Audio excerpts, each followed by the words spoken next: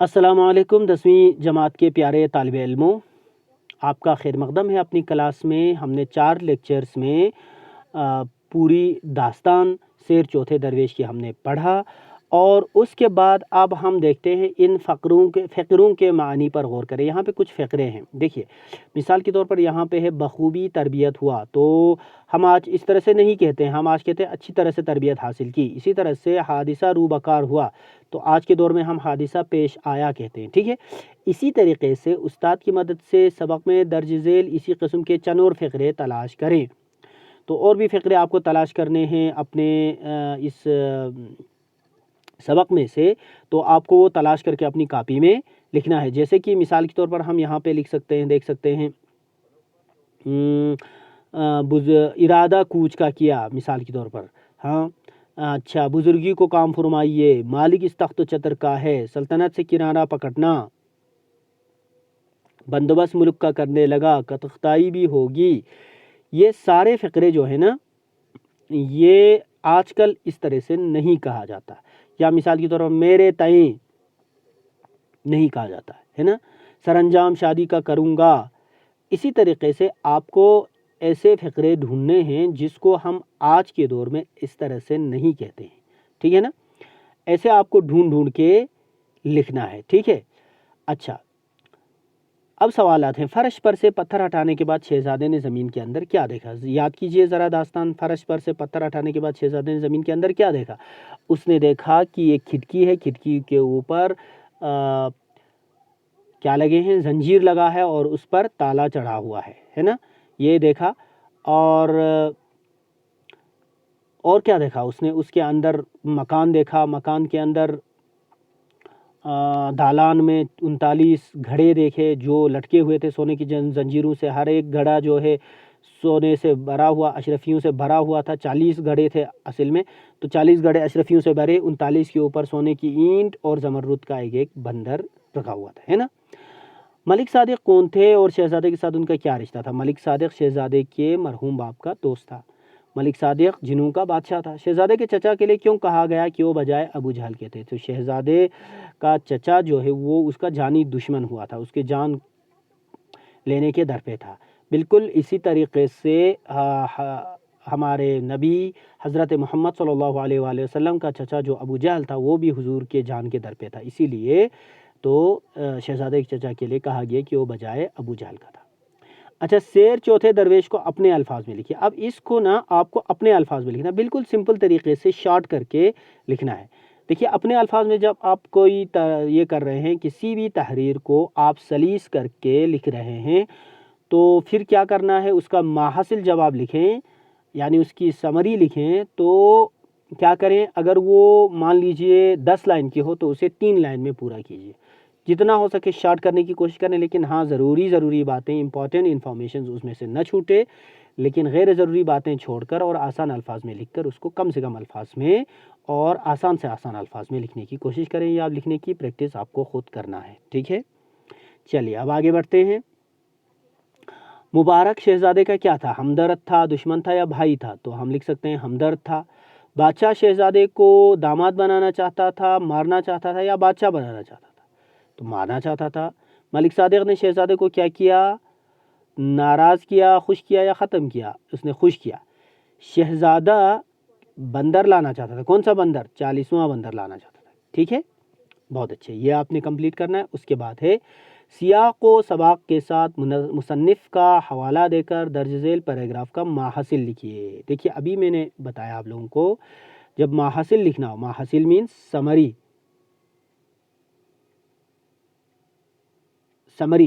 تو سمری اگر آپ کو لکھنا ہو تو کیا کرنا ہے؟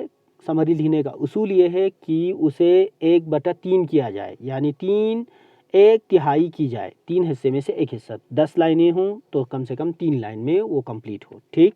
دوسری بات یہ ہے غیر ضروری باتیں نہ کریں، نہ لکھیں۔ اس میں کہانی میں بہت ساری ایسے ہوتے ہیں نا، بار بار باتیں ریپیٹ ہوئی ہوتی ہیں، ان سب کو شارٹ کر کے لکھنے کی کوشش کرنی ہے، ٹھیک ہے۔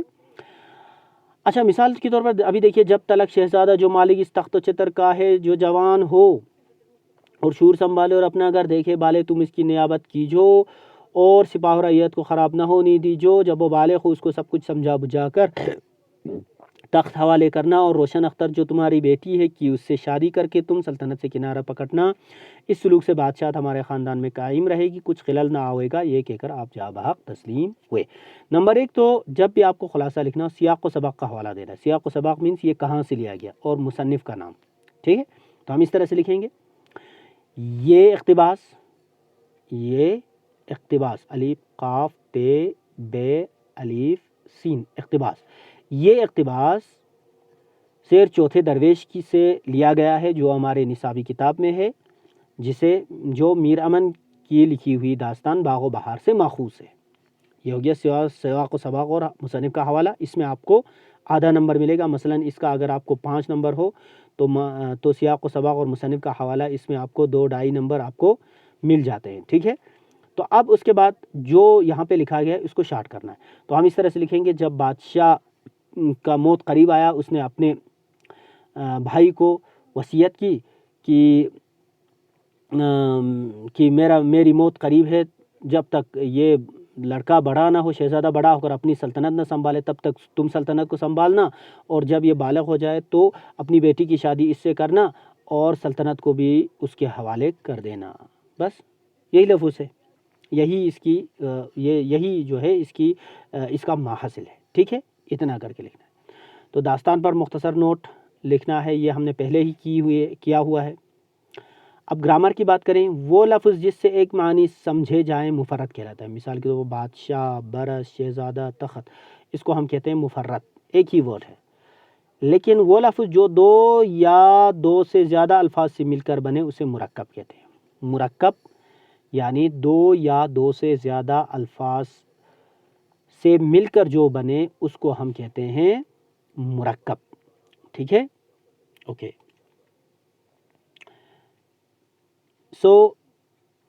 مرکب کے بھی 2 قسمیں ہوتی ہیں اردو میں، ٹھیک ہے؟ انگلش میں مرکب صرف فریز ہوتا ہے، لیکن اردو میں مرکب کی 2 قسمیں ہوتی ہیں، ایک ہوتی ہے مرکب تام اور ایک ہوتی ہے مرکب ناقص۔ مرکب تام، ٹھیک ہے؟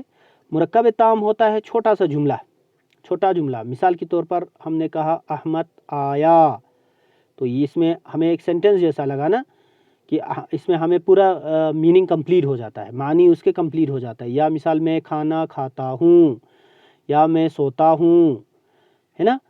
یہ جو ہیں مرکب تام ہیں، کیونکہ اس میں کیا ہے، پورا ایک جملہ جو ہے ہمیں سمجھ میں آتا ہے، اسے ہم مرکب تام کہہ سکتے ہیں، یا وہ جملے کا ایک چھوٹا حصہ بھی ہوتا ہے، ٹھیک ہے؟ جملے کا ایک ایسا حصہ جس سے جو ہے ہمیں ایک پوری بات سمجھ میں آ جائے، پورا مفہوم سمجھ میں آئے، اسے ہم مرکب تام کہتے ہیں، ٹھیک ہے؟ تو 2 یا 2 سے زیادہ الفاظ کا مجموعہ جس سے ہمیں ایک مطلب حاصل ہو اسے مرکب تام کہتے ہیں، لیکن 2 یا 2 سے زیادہ الفاظ کا مجموعہ جس سے سننے والے کو پورا مطلب حاصل نہ ہو اسے ہم مرکب ناقص کہتے ہیں۔ کیا کہتے ہیں؟ مرکب ناقص کہتے ہیں۔ مثال کے طور پر مان لیجئے یہاں پہ ظالم بادشاہ لکھا ہے، ٹھیک ہے؟ ظالم بادشاہ یہ ہوا مرکب ناقص، اب میں ادھر وہ بڑھا دیتا ہوں، وہ ظالم بادشاہ ہے، اب یہ مرکب تام بن گیا، ٹھیک ہے؟ سمجھ میں آ گیا؟ تو یہ ایک کلاز بن گیا، فار ایگزامپل، ٹھیک ہے؟ کلاز انگلش میں ہم کلاز کہتے ہیں نا، کلاز ایک چھوٹا سا سینٹنس ہوتا ہے جو کسی دوسرے بڑے سینٹنس کا حصہ ہوتا ہے نا، تو اسی طریقے سے اردو میں مرکب تام جو ہے وہ ایک بڑے جملے کا، کلام کا حصہ ہوتا ہے، یاد رکھ لینا۔ مرکب ناقص میں کیا ہوتا ہے، اس میں کچھ مطلب تو ہوتا ہے، ظالم بادشاہ، ٹھیک ہے، لیکن ظالم بادشاہ ہے یا نہیں ہے، یا مر گیا، یا اس بادشاہ نے کیا کیا، اس کے بارے میں ہمیں کچھ زیادہ علم نہیں ہے، صرف ہمیں تھوڑا سا پتہ چلا کہ ایک ظالم بادشاہ ہے، تو یہ مرکب ناقص ہوتی ہے۔ مرکب ناقص کو انگلش میں کہتے ہیں فریز، ہے نا؟ فریز۔ اگر ہم ظالم بادشاہ کو انگلش میں کنورٹ کریں تو کیا ہوتا ہے؟ کروئل کنگ، تو کروئل کنگ ایک فریز ہے نا؟ ٹھیک ہے، تو لیکن ہمیں پورا مطلب حاصل نہیں ہوتا ہے، اسی لیے اس کو مرکب ناقص کہتے ہیں۔ مرکب ناقص کی بہت ساری قسمیں ہوتی ہیں، وہ ہم اگلے کچھ چیپٹرز میں پڑھیں گے۔ جیسے یہاں پہ ظالم بادشاہ، گرم پانی، مبارک گھڑی، یہ سب مرکب ناقص ہے۔ مرکب ناقص کو مرکب غیر مفید بھی کہا جاتا ہے، ٹھیک ہے۔ اب یہاں پر الفاظ کو ملا کر جملے بنانا ہے۔ جب بھی جملے بنانا ہے، جملے میں کیا ہوتا ہے، کسی بھی جملے میں فاعل سب سے پہلے آتا ہے، یعنی جس کے بارے میں ہم بات کر رہے ہیں۔ جیسے انگلش میں ہم سبجیکٹ کو پہلے لکھتے ہیں، پھر باقی پریڈیکیٹ کو لکھتے ہیں۔ تو یہاں دیکھیے تھا ملک صادق جنوں کا بادشاہ، تو اس میں کیا تھا، کس کے بارے میں بات ہو رہی ہے، ملک صادق کے بارے میں، تو سب سے پہلے ملک صادق آئے گا، ہے نا، ملک صادق، پھر تھا آخر میں آئے گا۔ یہ فعل ناقص جو ہے ہمیشہ آخر میں آتی ہے۔ تو جنوں کا بادشاہ، اب ملک صادق کے بارے میں ہم بتا رہے ہیں، جنوں کا بادشاہ، پھر آخر میں تھا، یہ فعل ناقص آ گیا۔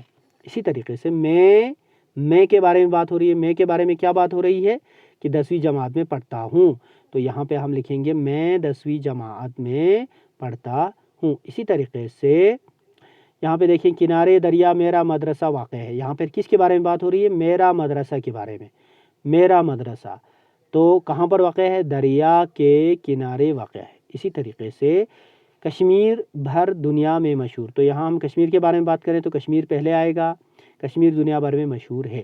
تو عام طور پر فعل ناقص ہے یا تھا جو ہے وہ کہاں آئے گا، ہوں، یہ سب جو ہے وہ آخر میں آتی ہے، ٹھیک ہے، اوکے۔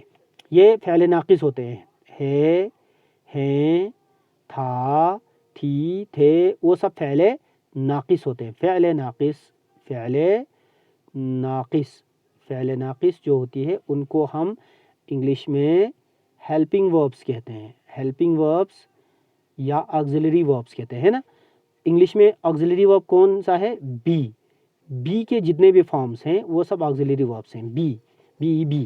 بی سے از حاصل ہوتی ہے، واس، ور، اچھا، ایم، یہ سارے بی کے فارمز ہیں نا، یہ سارے آگزیلری وربس ہیں، ہیلپنگ وربس ہیں۔